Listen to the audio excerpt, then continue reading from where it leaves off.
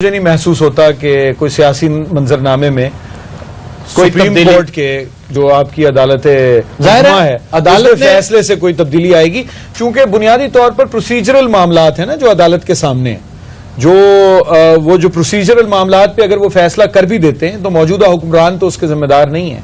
यानी मैं और आप उनके हक में भी हो सकते हैं, मुखालिफ भी हो सकते हैं, लेकिन मुझे नहीं महसूस होता आपको कोई मिड टर्म इंतखाबात की तरफ जाती हुई सूरत हाल भी नजर नहीं आती। मिड टर्म इंतखाबात मतलब वक्त से पहले इंतखाबात को अगर मिड टर्म इंतखाबात कहा जाए तो उसका इम्कान तो नजर आता है कि 2018 के बजाय 2016-2017 में इंतखाबात हो जाए। 15 में नहीं होता, लेकिन 15 में देखे ना, जो सारा जो हमारे दोस्त हैं तहरीक इंसाफ के या दीगर जमातों के जो ये चाहते हैं कि इंतखाबी इस्लाहात हों, तो इस इंतखाबी इस्लाहात को नाफिज करने के लिए कुछ वक्त दरकार है। तो वो वक्त ये तो नहीं हो सकता ना कि जहां तहरीक इंसाफ या तहरीक इंसाफ के हिमायत याफ्ता उम्मीदवार जीत जाएं वहां इंतखाबात में धांधली नहीं हुई, जहां न जीते वहां धांधली हुई। निजाम ही को ठीक करना है ना, तो निजाम तो अगले 6 माह साल तो कम से कम लगेंगे ना उसमें आपको सारी ये तब्दीलियां लाने के लिए जो जिसकी हम ख्वाहिशमंद हैं, और सारे ख्वाहिशमंद हैं, नारे उनके बिल्कुल ठीक है, तरीकेकार से इख्तलाफ सबको हो सकता है। इस्लाहात जो है वो तो नागजीर है, वो जो भी इसका नारा लगा रहा है ठीक लगा रहा है। हारिस खलीक साहब की बात से देखिए, हारिस साहब को ना मैं बहुत पहले का जानता हूँ, मेरी इनसे मुलाकात आज की नहीं है, कम से कम 30-35 साल पहले की बात है। सिविल लाइन थाने में ये चरस में अंदर हुए थे। अब देखो उसमें हमारा जो मचलका जमा कराया था वो एक साहब ने साथ कराया था, सखर की बात है। देखिए मैं 1900 सखर नहीं, मैं गुजारिश ये कर रहा था कि ये ना हाथ सखर का तस्करा है तो मेरा माथा ठनका है। कोई खास बात है कि बता दें? नहीं, खास बात क्या मतलब है आपका? माथा आपका बिल आपके माथे को वैसे ही ठंकने लगे हुए हैं, कैसे मौका ढूंढ रहा होता है। ठंका है, मेरा नाता ठंका है। देखें पॉलिटिकल इस वक्त अपोजिशन लीडर आपके पास बैठा, और कौन आम आदमी नहीं बैठा। 9 बार मैं आपका पार्लियामेंट मेंबर पार्लियामेंट रहा हूं, 9 बार तो राजा दायर भी नहीं रहा कभी सिंध के अंदर पार्लियामेंट का मेंबर। राजा दायर पता है ना आपको कौन से वाले की बात कर रहा हूं? मुझे पता है, वो जिसने किताब लिखी थी, कौन सी भला? खचनामा। वो पढ़ी होगी आपने, उसके अंदर उसने जिक्र किया चचनामा बहुत बड़ी किताब थी, और राजा दायर ने नहीं लिखी थी, चच ने लिखी थी। तो ये चच कौन था? राजा दायर उसका वजीर था ना। तो देखें मेरे साथ इस जुबान में इस तरह तो मेरे साथ जरदारी साहब बात नहीं करते, ये किस तरह की बात कर रहे हैं यार साहब? देखें आप, वैसे आजकल खुर्शीद शाह साहब को लगता है कुछ हो गया है। असली खुर्शीद शाह साहब को इंतहाई नफीस, हलीम और बड़े हलीम तबाह शख्स होने के बावजूद कुछ तलखियां बिखेरते नजर आ रहे हैं, और यहां बैठे भी आप इवन डमी जो है वो भी बहुत तलख नजर आ रही है। नहीं देखें, तलख की बात नहीं है। इस वक्त मेरे खिलाफ सारे, यानी अब आप देखें ना, हम तो आपको सिस्टम को बचा रहे हैं। अभी मैं आ रहा था, मेरा एक दोस्त है तोफैल स्पीकर वाला, वो सिस्टम का काम करता है, साउंड सिस्टम का काम करता है, बिजली से मुतल्लिक। डीजे भट्ट का कजन है। ये देखें ना, अब हारिस साहब ने भी, अब ये देखें ना, आपने आप उनसे हारिस साहब से आपने एनालिसिस लेना या कॉमेडियां करवानी है? मुझे ये बात बताएं। चरस के केस में अंदर इन्होंने करवाया, तो कोई जवाब तो होगा ना, कुछ ना कुछ जवाब। आप मुझे बता देते कि आप नहीं थे तो मैं हट जाता। अच्छा, इमरान खान 21 तारीख को 21 नवंबर को तशरीफ ले जा रहे हैं लाड़काना। बहुत लेट आ रहे हैं, उनको बहुत पहले आ जाना चाहिए था। इमरान खान को हम सर आंखों पर बिठाते हैं। देखें, लाड़काना की जरूरत है, सिंध की जरूरत है। क्या इमरान खान देखें, उसका जो वो गाना था ना एम्पलीफायर वाला, वो इतना खूबसूरत गाना था। तू गड्डी साडी ले जा तेरा ये, बल्कि इससे ज्यादा अच्छा वो गाना था बेवफा बेवफा। आप यूं करें,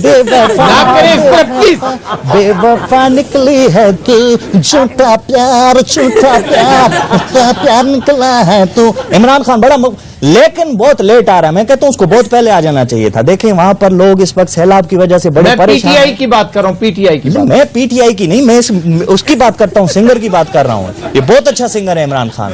आपने सुना है इमरान खान को? आपने वो खबर सुनी है जो बिलावल पर अंडे बरसाए गए हैं? ये कोई नई बात की खबर है, आज की खबर है। गो बिलावल गो के नारे लगे हैं। ये अभी प्रैक्टिस, देखें ये प्रैक्टिस करवा रहे हैं बिलावल को। जब प्राइम मिनिस्टर बन जाएगा फिर तो लगने हैं ना ये नारे। देखें ना, गो नवाज गो लगता है, हर प्राइम गो मुशर्रफ गो भी लगा ना। तो ये इन चीजों का आदी होना चाहिए वक्त से पहले। वैसे मुशर्रफ साहब ने एक बड़ी दिलचस्प बात की है, बड़ी उम्दा बात की है कि कहते हैं कि मैं धरनों वरनों का कोई बड़ा स्पेशलिस्ट नहीं हूं, तो ना ही वैसे वो कोई इनको पसंद करते हैं ज्यादा, लेकिन कहते हैं कि नवाज हुकूमत अगर ठीक चल रही होती ना तो किसी धरने की मजाल नहीं थी। नवाज हुकूमत में प्रॉब्लम्स हैं, और नवाज हुकूमत वाकई धरनों से सबक सीख सकती है। और मैं तो समझता हूं कि इमरान खान नवाज शरीफ के सबसे बड़े मोहसिन है कि उनकी आंखें खोल दी हैं उन्होंने। बहुत कुछ हो रहा है, इनकलाबी इकदामात होते नजर आ रहे हैं हमें हुकूमत के अंदर। ये जो ऑडिटिंग शुरू होगी ना, अपना अपना कच्चा चिट्ठा खोल के आकर दिखाओ 14 महीने में क्या करते रहे हो। ना सिर्फ वज़रा बल्कि ब्यूरोक्रेट्स भी। अब हारिस साहब, ये काम बहुत पहले नहीं हो जाना चाहिए था। देखिए, एक इर्तिका का अमल होता है। पाकिस्तान एक पोस्ट मार्शल लॉ पीरियड में है। मैं समझता हूं, मैं तो आपको अगर आपकी नजर से गुजरा हो तो कुछ लोग समझते हैं, मैं लिखता रहा हूं, कुछ लोग समझते हैं पाकिस्तिकाई प्री मार्शल लॉ पीरियड से गुजर रहा है। ये बड़ी दिलचस्प बात है, लेकिन मुझे महसूस ये होता है कि एक इर्तिकाई अमल है, उसमें तहरीक इंसाफ का कंट्रीब्यूशन है। उन्होंने इनको सबसे बड़ा एहसान तो उन्होंने पार्लियामान पे किया कि लीडर ऑफ द हाउस को पार्लियामेंट में ले आए, वरना तो हमारे leader of the house senate में 14 माह में एक बार गए थे, तो ये, और नेशनल असेंबली में को 2-1 बार गए थे सलाम दुआ करने, लोगों का हाल अहवाल पूछने, तो ये तो फर्क पड़ा है। लेकिन जो असल जो बात है जो करने की है, वो पाकिस्तान की के मईशत को दुरुस्त करना महज मसला नहीं है, बल्कि जो अगर तबकाती निजाम इसी तरह से रहता है और चंद लोग अमीर से अमीरतर होते हैं और सारा सिलसिला यही है, तो कोई फर्क नहीं पड़ता। मईशत जिन खतूत पे उस्तवार है पाकिस्तान में, उन्हें बदलने की जरूरत है। उसके लिए एक पुश चाहिए, और उसको चाहे वो मियां साहब की हुकूमत हो या वो पीपल्स पार्टी की हो या तहरीक इंसाफ की हो, तो वो एजेंडा कि किस तरह से इसे एक अवाम दोस्त जमहूरियत में बदला जाए पाकिस्तान का, तो वो फिल वक्त किसी सियासी जमात के पास नहीं है। ये प्रोसेस चलता रहेगा और सवाल उठाए जाएंगे, तनकीद होती रहेगी, तो शायद हमारे पास कोई सामने नई चीजें सामने आ जाए। और ये जो फर्क है ना, बेसिकली तबकाती तफरीक पाकिस्तान में, ये पाकिस्तान का बुनियादी मसला है। मिसाल के तौर पर मैं उसको इस तरह देखता हूं कि आप कहते हैं जी पैदावार में इजाफा कैसे, ग्लोबल प्रॉब्लम, मैं कहता हूं कि जी किसान खुशहाल कैसे हो। एक बात कह रहा हूं कि देखने का वेंट, यानी एक देखने का नुक्ता नजर से बड़ा फर्क पड़ जाता है ना, कि पैदावार में इजाफा हो जाए तो उसके बेनिफिशरीज कौन है, उससे फायदा किसको पहुंच रहा है। अगर वो आम आदमी को फायदा नहीं पहुंच रहा, तो माजरत के साथ नारे तो सब लगा रहे हैं, लेकिन फिल वक्त एक मुतबादिल, मजबूत और मुख्तलिफ मुआशी निजाम का एजेंडा किसी सियासी जमात के पास फिल वक्त नहीं है। माशी नहीं, वक्त के साथ माशरती भी, माशी भी, सियासी भी इस्लाहात की बेपनाह जरूरत है, और अब तसाहुल की गुंजाइश नहीं है। जिसने जो करना है फौरन कर ले, यस्टरडे नॉट टुमारो। बहुत देर हो चुकी है, क्योंकि ऑलरेडी इतनी देर हो चुकी है। इसलिए मैं समझता हूं कि ये बड़ी चश्मकुशा है, ये जो कुछ हो रहा है ना। हुकूमत को आने वाला वक्त जो है, मौर्रिख मोहसिन ही लिखेगा इन लोगों को कि इन्होंने बड़ा झंझोड़ा बहुत है, लेकिन वेकअप कॉल इस तरह की भी होती है, बड़ी तगड़ी वेकअप कॉल आई। बल्कि ये अभी आपने मईशत की बात की, तो मईशत से मुझे याद आया, ये इतनी लाइटें आने बिल तो काफी आता होगा आपके। फिर वही पेचकस, वही ये क्या बात, मैंने पेचकस का जिक्र किया बीच में। क्या साहब गल्लां ते हुंदियां रहणगियां, दसो यूपीएस सही कर लेंदे यार।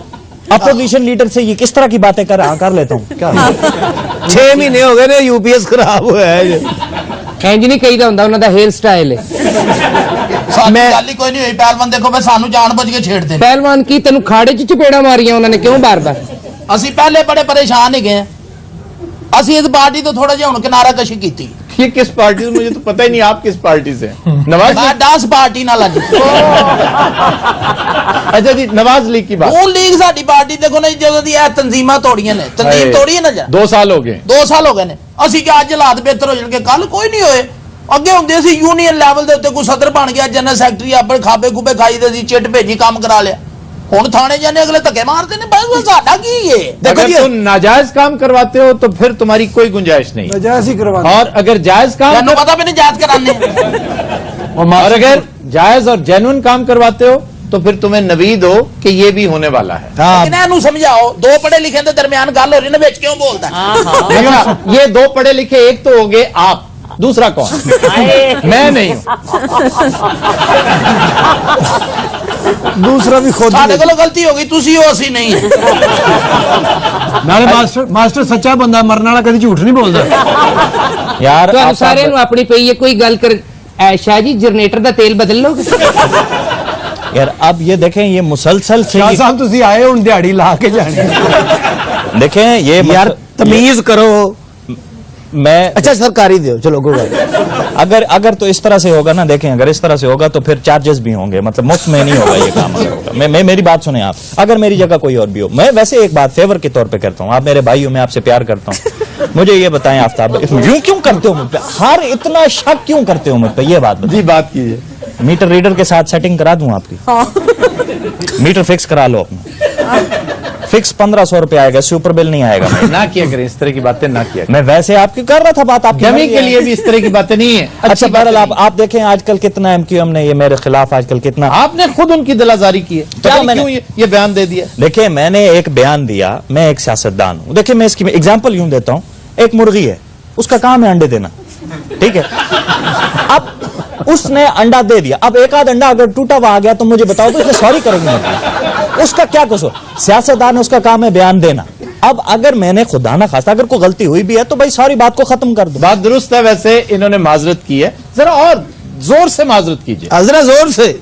और मैं समझता हूं उनकी क़यादत से मिलिए और कह दीजिए कि भाई मैंने ये बयान इन गुड फेथ दिया था आपकी, मैं अगर आपको जानता हूं ना तो हारिस साहब ये मेलाफाइडी गुफ्तगू नहीं करते। मेरा ख्याल है कि जो शाह साहब ने गुफ्तगू की थी वो बुनियादी तौर पर नेक नियति से की थी। Absolutely. देख के जो विजुअल्स देख के और उनकी गुफ्तगू मैं इन्हें वो बहुत एक mature और तरह से बात कर रहे थे कि भाई सब एक हैं और सब जो लोग भी सिंध में बसते हैं वो सब सिंधी हैं, और वो इस तरह से बात कर रहे थे। लेकिन अब जाहिर है कि हर सियासी जमात जो है वो अपना फायदा तलाश करती है मुखालिफ की गुफ्तगू में। अच्छा और कहीं बनने क्या कोई जा रहा लूज है, बॉल क्या बनने जा रहा है? शाह साहब का या MQM का? नहीं, पीपल्स पार्टी एमक्यूएम। सर कुछ नहीं बनना, ये तो ये रुसना मन्ना ये तो हम नहीं वहां भी बरसों से देख रहे हैं। धरने शरने शुरू हो रहे हैं, और बल्कि आज तो आपने मंजर देखा होगा, कल भी था। वैसे भी आज वो यौम सोग का और वो सारा सिलसिला उनका रहा है, लेकिन ये कि मेरा तो ख्याल है कि सेटलमेंट हो जाएगी। इसमें एक जो नुक्ते की बात है वो ये है कि MQM की जो कंस्टिट्यूएंसी है उसको खतरा PTI से है, पीपल्स पार्टी से नहीं है। ठीक, बिल्कुल तो दुरुस्त। अगर कोई सूबे का नारा लगाएं या कोई ऐसी कोई चौंका देने वाली बात वो करें तो नई बात इसमें कोई नहीं है वैसे, लेकिन अगर दोबारा करें और चौंकाएं लोगों को तो मसला अपने उस वोट बैंक को, उस कंस्टिट्यूएंसी को सिक्योर करने का है जिसको PTI से खतरा है। लेकिन पीपल्स पार्टी चूंकि इक्तदार में है सिंध में, तो जाहिर है कि, और शाह साहब ने बयान भी जो है वो अपना जी हालत शुक्र में दे दिया, तो अब ये है कि उसका रिएक्शन इनकी तरफ आ रहा है। लेकिन असल में जो उनका वो है ना कि जो उनका जोर है वो इस बात पर है कि किसी कोई एक एक्सट्रीम मैक्सिमलिस्ट पोजीशन लेके सिंध की सियासत में अपनी कंस्टिट्यूएंसी को सिक्योर किया जाए, तो उसका PTI वाला मामला ज्यादा है मेरी नजर में, जो मुझे नजर आ रहा है। दुरुस्त है, बाजार यही लगता है कि थ्रेट जो असल थ्रेट है, सियासी थ्रेट, वो PTI है। जो कराची का जो अर्बन एफ्लुएंट मिडिल क्लास जिसे हम कहते हैं, कराची की हो या हैदराबाद की हो, तो उनका झुकाव जो है वो PTI की तरफ बढ़ गया है, वो पीपल्स पार्टी की तरफ तो नहीं गए ना। अच्छा हारिस साहब, आपसे उर्दू जबान का मुस्तकबिल और लिटरेचर से मुतालिक एक दो चीजें उससे पूछनी है। पहले एक बात मैंने पूछी, ये हालत तो शुक्र किसे कहते हैं? वो भी ब्रेक के बाद बता दो यार बताए ना उसको, जरूरी है, हमें ब्रेक पता लेनी होना मुझे। खुद नजरात हम लेते हैं एक ब्रेक, हमारे साथ रहिएगा। खलीक साहब नामवर शायर, अदीब, लिखारी और ह्यूमन राइट एक्टिविस्ट, यानी ये मर्दों के आसमा जहांगीर भी हैं। हमारे साथ मौजूद हैं। हाँ ये सब कुछ है, ये अब आपको पता नहीं, ये थोड़ी देर बाद ना उड़ जाएंगे। अब आप देखो, आप उनके साथ क्यों छेड़छाड़ कर रहे हैं? वो पढ़े लिखे आदमी हैं। मुझे इसीलिए मुझे जो है ना पढ़े लिखे आदमी के साथ मेरा एक नजरियाती इख्तलाफ होता है। कि पढ़ लिख क्यों गया? नहीं पढ़ लिख क्यों गया नहीं, वैसे ही नजरियाती इख्तलाफ होता है। देखें अभी मुझे पता ना, आप थोड़ी देर बाद वो उर्दू शुरू कर देंगे, अभी ज़बानो बयान और ये कुछ शुरू कर देंगे। वो तो मैं करूंगा ना। कौन आप सारा क्या हो गया सर? वो तो आप करेंगे ना, आपके साथ भी एक बाबाए उर्दू बैठे हुए हैं यहाँ पर। अच्छा सर, उर्दू जबान का मुस्तकबिल क्या देख रहे हैं? बड़ा होके पायलट बनेगा। तो भूल क्या रहे हैं? शाह देखें साहब पढ़ी लिखी गल हो रही, तुसी आप पढ़े लिखे, तांबा किस तरह किलो मिल जाता है? जी आपको मुस्तकबिल बता रहे थे। देखिए तांबा पता क्यों पूछा उसने? तांबा मुझे क्या पता तांबे का, यार मैं लीडर ऑफ बिजली अपोजिशन की तार होती, कॉपर वायर। आपको कस्टर्ड च नहीं पहनता? अभी शाह साहब ये बिजली के वजीर भी रहे ना। वैसे ऐसे वास्ते आजकल पूछ में रहे हैं, मैंने बड़ा कट के बेचे है। जी हारिस खलीक साहब, जी उर्दू का मैं तो समझता हूं कि बिल्कुल एक बड़ी दिलचस्प सूरत हाल है, और कि कराची में जो अभी कॉन्फ्रेंस हुई थी उसमें हम सारे पाकिस्तान से लोग इकट्ठे थे, आपने कॉलम भी बाहर से भी लोग उसमें आए हुए थे।